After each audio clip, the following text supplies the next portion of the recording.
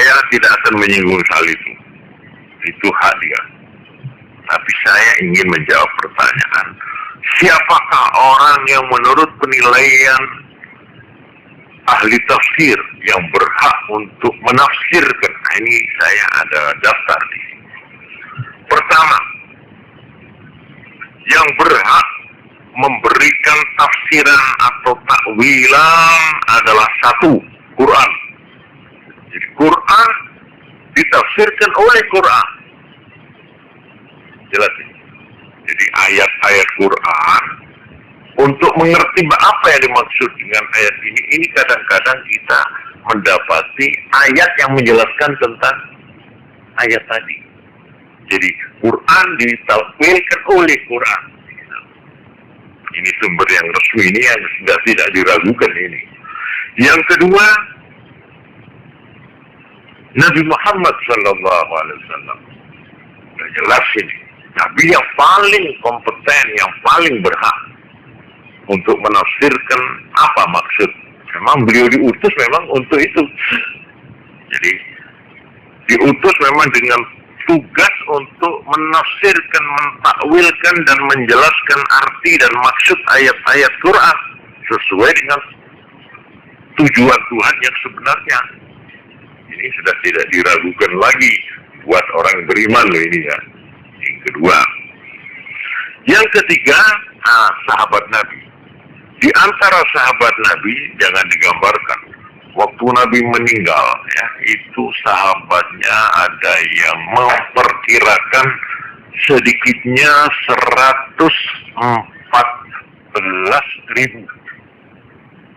Waktu Nabi meninggal, sahabat itu ada yang mengatakan 125, ada yang mengatakan 114.000. Jangan digambarkan sahabat itu pintar-pintar semua, enggak. Sebab yang nama sahabat itu orang Islam yang pernah ketemu Nabi itu, dia petani apa, umpamanya sekarang betul jauh, iya masuk. Ya, jadi jangan malah ada yang menghitung sahabat yang pintar itu barangkali cuma ya berapa persen.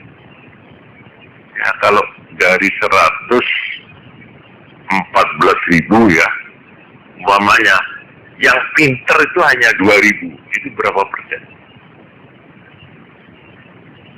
Dari 125 atau dari 114.000, yang pintar alim betul-betul itu hanya 2.000. Kira-kira berapa persen? Hah? 2%. Hanya 2% yang namanya ulama yang expert dari kalangan sahabat Nabi itu. Jadi sahabat itu saya pikir pintar-pintar semua. Oh enggak. Cuma satu persamaan mereka. Sekalipun tingkat pengetahuannya, tingkat kecerdasannya itu berbeda-beda, ada persamaan yang kuat. Apa? Keimanannya, kecintaannya, kesetiaannya kepada Rasul sama. Tidak ada yang berbeda. Tidak ada yang ragu-ragu, tidak ada yang separuh-separuh. Mereka bulat sebulat-bulatnya. Pokoknya Allah, Rasulnya dan jihad, berjuang di jalan Allah, itu melebihi dirinya, melebihi ayahnya, melebihi keluarganya, itu sudah sama dalam hal ini. Disinilah penilaian sahabat itu satu kedudukan, kehormatan yang hebat sekali. Menurut ahli kebatinan ya, orang Islam sekarang itu kalau sampai bisa ngimpi ketemu Kanjeng Nabi, itu pancen istimewa. Kira-kira kayak mirip ya. Tapi sesudah dia tahu bagaimana sifat-sifat fisik Nabi, ada orang aku mau punya petuk Kanjeng Nabi. Ya apa yang Nabi dur, jenggote kuku, warna putih apa? Ini. Karena itu nanti saya mau bacakan hadis-hadis yang menerangkan sifat-sifat fisik dari Nabi. Jadi sama kalau mimpi itu nyocokkan dengan hadis ini. Keterangan bagaimana rupanya Nabi, kulitnya, detiknya, rambutnya. Itu ada hadis yang menerangkan itu. Nah kalau kita sudah kenal itu baru mimpi baru bisa dipercaya. Oh gak roh moco iko, gak roh gambaran Nabi. Apa? Ya wongnya gede dhuwur ya. Oh, lah itu, ah, lah itu. Ini maaf ini supaya hati-hati. Ya. Saya sering mendengarkan orang-orang itu, enak ya, ngipit peduk aja Nabi.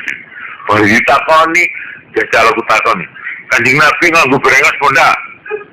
Saya bisa jawab. Matanya rambutnya putih. Padahal seluruh rambutnya Nabi menurut hadis mereka yang menyaksikan itu yang putih itu paling banyak hanya 12 lembar. Semua itu. Bagaimana sama putih kabel? Tak tahu. Oh, itu mau kemelinti ya ini. Karena itu perlu ini kita mengenal sifat-sifat fisiknya Nabi. Itu insya Allah nanti saya terangkan pada pengajian yang lainnya supaya kita tahu gambarnya. Oh, Kanjeng Nabi dedeke ya opo, dhuwure opo, nek melampah ya opo.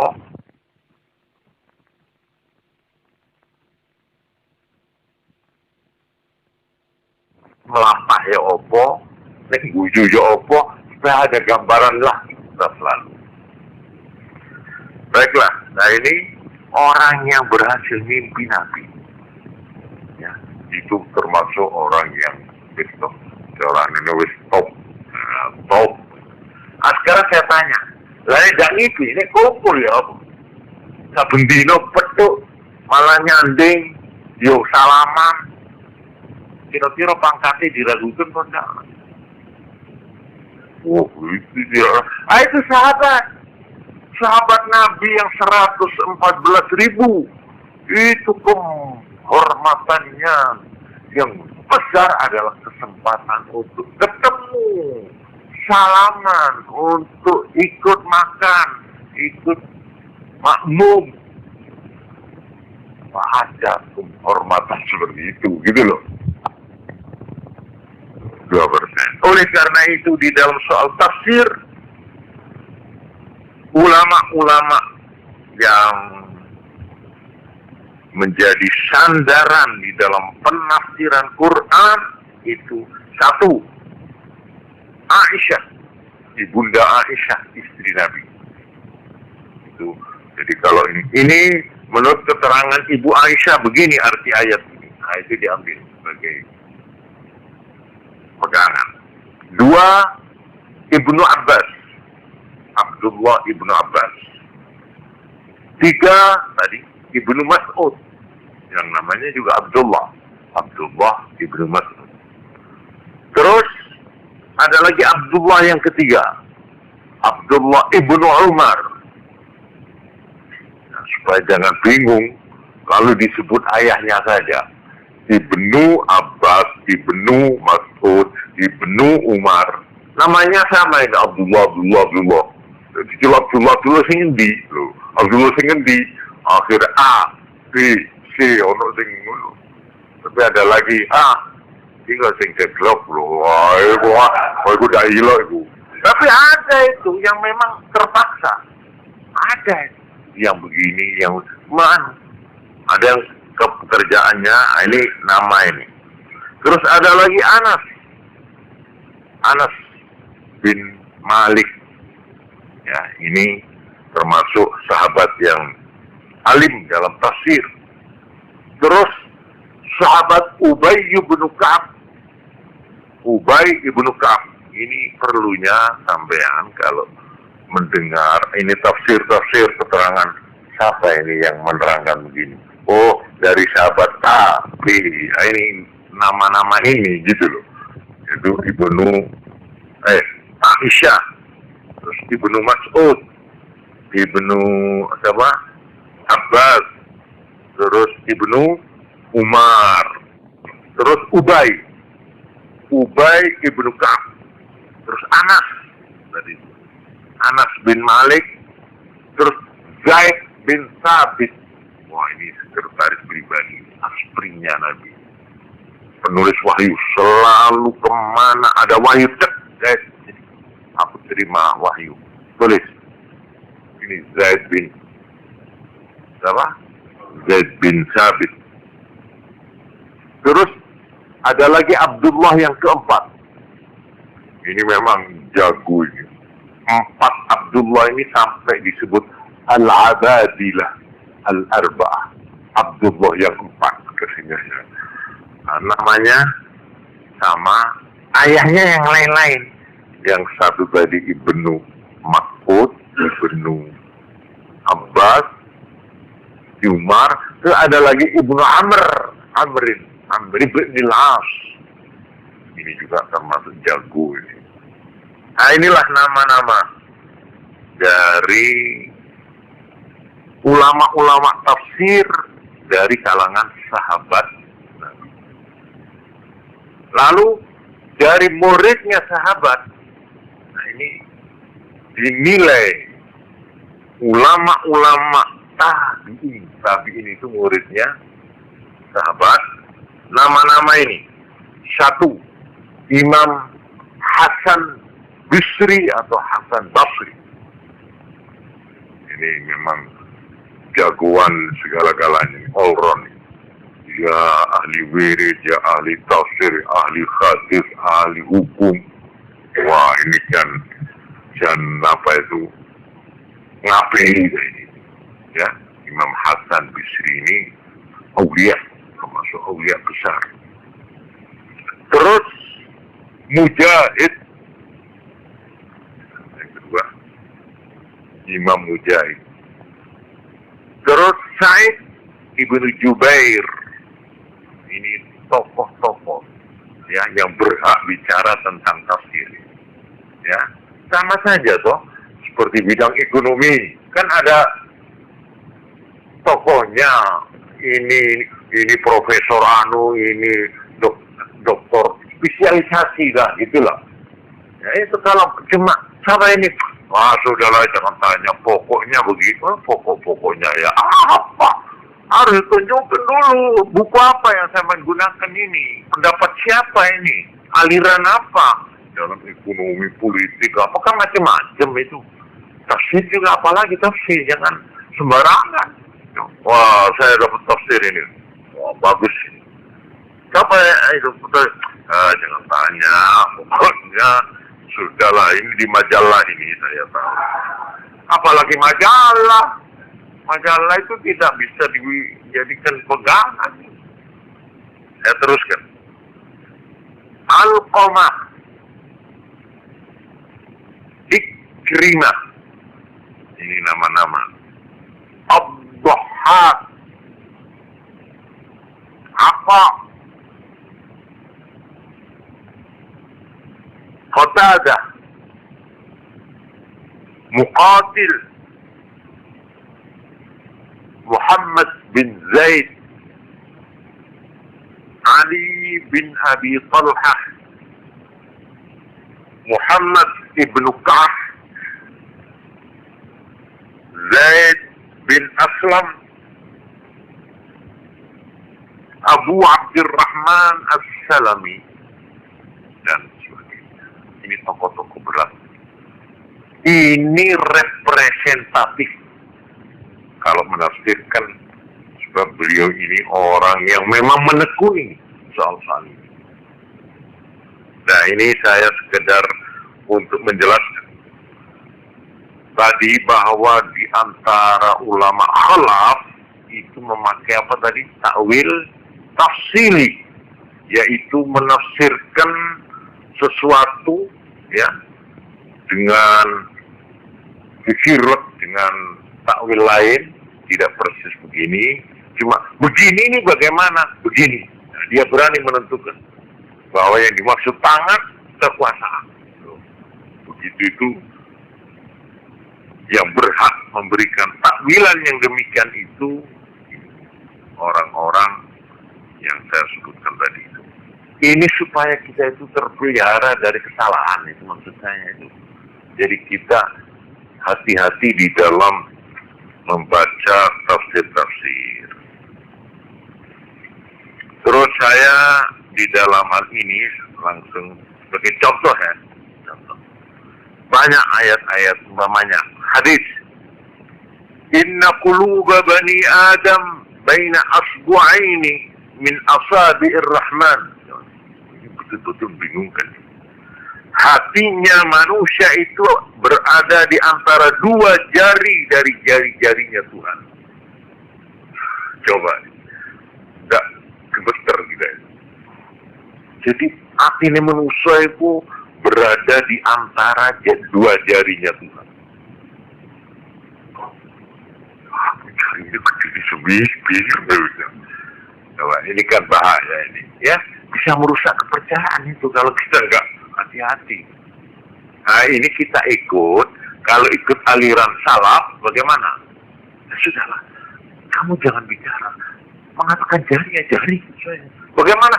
Terserah Tuhan. Tapi yang terang bukan jari seperti jari kita. Ini aliran salaf. Ini yang dinamakan aslam, ini yang paling selamat. Lalu aliran khalaf, ditakwilkan jari ini ya, itu maknanya jari tapi bukan jari seperti apa jari? Artinya kekuasaan, genggaman. Nasib kita, hati kita itu menurut genggaman Tuhan, artinya genggaman itu jangan diartikan genggam itu, artinya dalam arti kekuasaan. Manusia itu kalau ditandai iman, biarpun dia sudah berpuluh tahun gak karu-karuan uripe, gitu saja sudah jadi orang baik sudah. Tapi sebaliknya, biar orangnya alim, pinter, khusyuk, ahli salat, ahli wirid, tapi nek dikersano naudzubillah ini ya, oleh Tuhan dia menjadi orang sesat, dia hampir mati katanya Nabi. Ada orang yang sejak muda itu terus baik. Setelah kurang sejengkal dia mati, tergelincir dia, melakukan kesesatan, lalu dia mati dicabut oleh Tuhan di atas kesesatannya itu, akhirnya dia masuk neraka. Itu ada orang hadis. Ada sebaliknya orang yang mulai kecil, muda, terus tidak pernah sembahyang, tidak karu-karuan tingkah lakunya itu. Ya, akhirnya setelah dekat tinggal sejengkal dia mau mati, dia lalu entah secara kebetulan dia menemukan sesuatu, entah teman, entah apa, lalu menjadi baik anak ini. Tekun, tobat kepada Allah, di atas tobatnya itulah dia dicabut, sehingga dia masuk surga. Itu ada hadis. Dan sahih hadis itu. Oleh karena itu kita yang sudah diberi petunjuk Allah, jangan sombong. Jangan menghina orang yang belum baik. Orang yang belum sembahyang kita doakan. Jangan dinyek. Wah, puan, rokok. Kutuk Tuhan, tidak boleh. Kita dilarang oleh agama mengutuk orang. Sampai pun orang kafir. Tidak boleh itu. Dengan menyebut nama loh. Tapi kalau secara umum, kutuk Tuhan akan menimpa mereka yang koruptor. Tapi tidak disebut namanya. Ya, mereka yang menggorok leher rakyat, nggak boleh, nggak apa-apa itu. Itu namanya tidak. Tapi kalau ditujukan kalau tidak ada bukti, awas sampean. Kalau si A itu mudah-mudahan dikutuk Tuhan karena dia begitu. Hatta pun orang kafir nggak boleh. Kecuali kalau sudah mati dan matinya mati kafir. Namanya Abu Jahal, Fir'aun boleh.